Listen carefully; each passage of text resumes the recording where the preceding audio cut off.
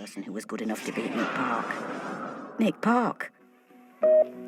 Sound running when you're ready. I remember the first time I saw an Aardman animated film. I was sitting there in this big auditorium watching, and Creature Comforts came on.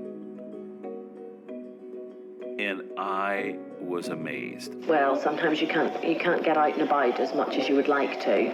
You're stuck in for some reason, like I'm stuck in today. And then, yes, you get bored and you get fed up with looking at the same four walls. There's always been stop motion work going on, but nothing like that.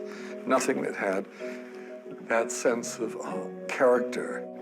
Well, most of the cages are a bit small and either grotty and everything. I thought, God, who wrote this stuff? Who were the actors that said it? But it wasn't. It was real people. That's what was the magic. Yeah, well, it's reasonably comfortable, I suppose, this place, but...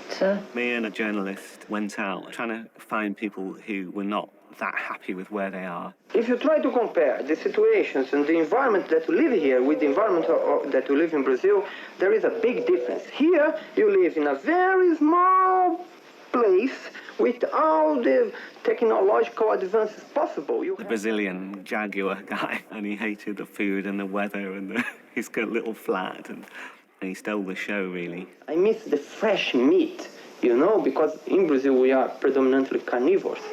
We are not, you know, vegetarian, and we don't like potatoes, we like meat, and we like a fresh meat. The polar bears always made me laugh. They were a family that ran the corner shop around the corner from the studio. My favourite food is, I'm afraid to say, steak. We told the youngest one, Andrew, don't be shy, say what you think. And so he felt this obligation just to say anything. Just started talking about lion steak. Do you like lions as well, then? Do you like steaks and chips with lions with it?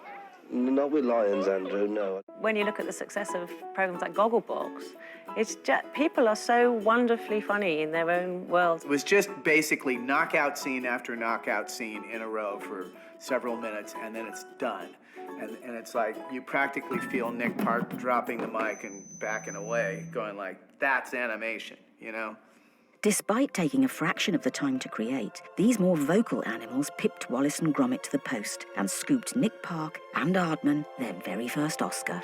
It's really weird to be against yourself in the same award, so you're not knowing whether to be happy or cry at the same time.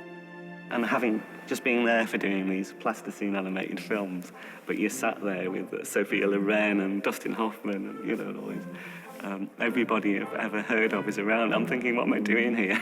You know?